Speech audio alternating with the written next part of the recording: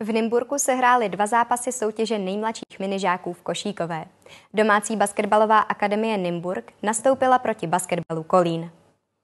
Do utkání lépe vstoupili nymburští v bílo-červených dresech. Hned v první minutě házeli 4 trestné hody a 3 z nich proměnili. Kolín se ne a neprosadit. Navíc měl občas pořádnou smůlu. První koš dal až za stavu 0:15. Kolínští ale o poločase nic nevzdávali. Jo, ty musíš prostě vyhodit ránu.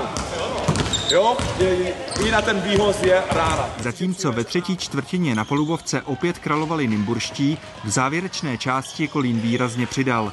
Náskok Nymburka už ale byl nedostižný.